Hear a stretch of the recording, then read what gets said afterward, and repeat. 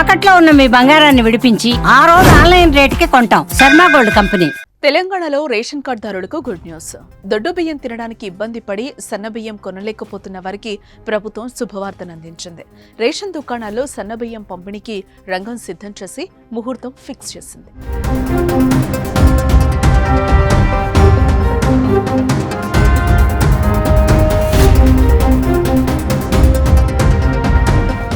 Ration దుకాణాల్లో ఇచ్చే దొడ్డు బియ్యం అందరూ తింటున్నారా అంటే కాస్త ఆలోచించి సమాధానం చెప్పాల్సిందే.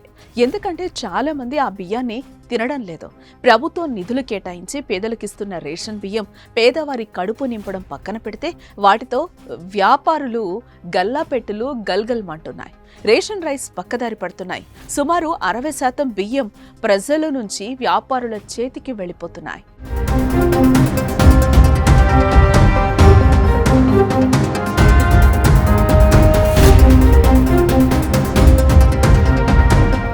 పేద ప్రజలకు బియ్యం భారం కాకూడదని, వారు కడుపు నిండా తినాలనే ఉద్దేశంతో రేషన్ దుకాణాల్లో రేషన్ కార్డుదారులకు బియ్యాన్ని ఇస్తున్నారు. కానీ ఇలా పక్కదారి పట్టడంతో ప్రభుత్వం దొడ్డు బియ్యం స్థానంలో సన్న బియ్యం పంచాలని తెలంగాణ సర్కార్ భావించి అందుకు ముహూర్తం సిద్ధం చేసింది.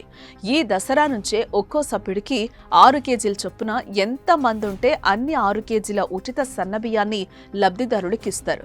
ఏప్రిల్ 1 నుంచి రాష్ట్రంలోని అన్ని రేషన్ షాపుల్లో సన్న బియ్యం ఇవ్వనున్నట్లు పౌర సరఫరాల శాఖ వర్గాలు వెల్లడించాయి.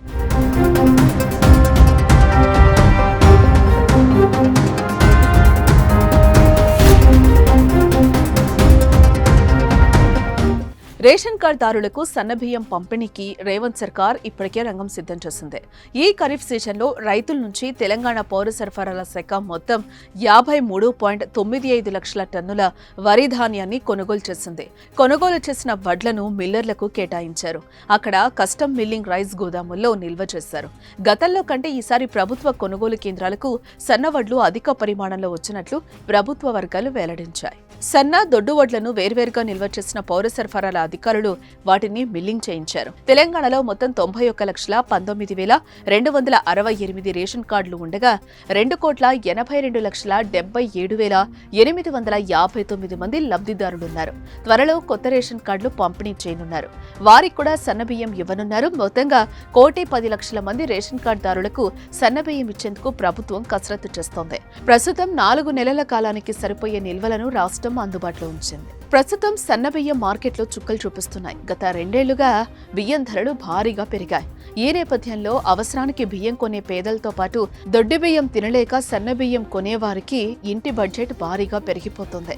ఈ నేపథ్యంలో రాష్ట్ర ప్రభుత్వం సన్నబియ్యం పంపిణీకి శ్రీకారం చుట్టడం ప్రజలు ఆనందం వ్యక్తం చేస్తున్నారు.